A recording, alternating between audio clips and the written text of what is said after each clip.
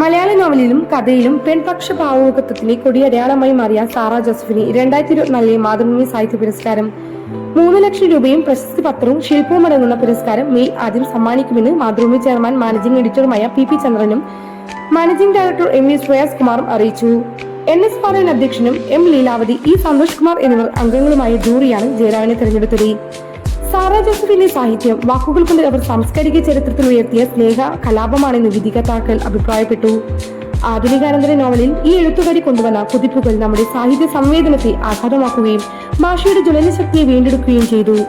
ചരിത്രത്തിന്റെ സന്നിഗ്ധ ഘട്ടങ്ങളിൽ ദന്തഗോപുരങ്ങളിൽ നിന്ന് ഇറങ്ങി വന്ന് എഴുത്താളർ തെരുവിലെ രക്തവും കണ്ണീരും കാണാൻ സഹജീവികളെ ആഹ്വാനം ചെയ്യണമെന്നും ഈ അധ്യാപിക പഠിപ്പിച്ചെന്ന് വിധികർത്താക്കൾ അഭിപ്രായപ്പെട്ടു. 1946 തൃശൂരിലെ കുരിയച്ചിറയിലാണ് സാറാ ജോസഫിന്റെ ജനനം. ദീർഘകാല കേരളത്തിലെ വിവിധ കലാലയങ്ങളിൽ അധ്യാപികയായിരുന്നു. കേരളത്തിലെ സ്ത്രീവാദ മുന്നേറ്റത്തിന്റെ ആധിപതികരിൽ പ്രമുഖയായ സാറാ ജോസഫ് 80കളിൽ കരുത്തറിയിച്ച മാനുഷ്യ പ്രസ്ഥാനത്തിന് ജീവനാഡിയായും പ്രവർത്തിച്ചു. അലാഹയുടെ പെൺമക്കൾ, മാറ്റാത്തി, ഒതപ്പ്, പൂരിക്കാവൽ, ആളോഹിരി ആനന്ദം, ആദി, ബുദ്ധിനി, കറ തുടങ്ങിയ രചനകൾ മലയാള നോവൽ ചരിത്രത്തിൽ സാറാ ജോസഫിനെ മുൻനിരയിലേക്ക് ഉയർത്തി. പാപക്കര, നിലാവ് അറിയുന്നു, ഒടുവിലത്തെ സൂര്യകാന്തി തുടങ്ങിയ 15ഓളം കഥാസമാഹാരങ്ങൾ പ്രസിദ്ധീകരിച്ചിട്ടുണ്ട്.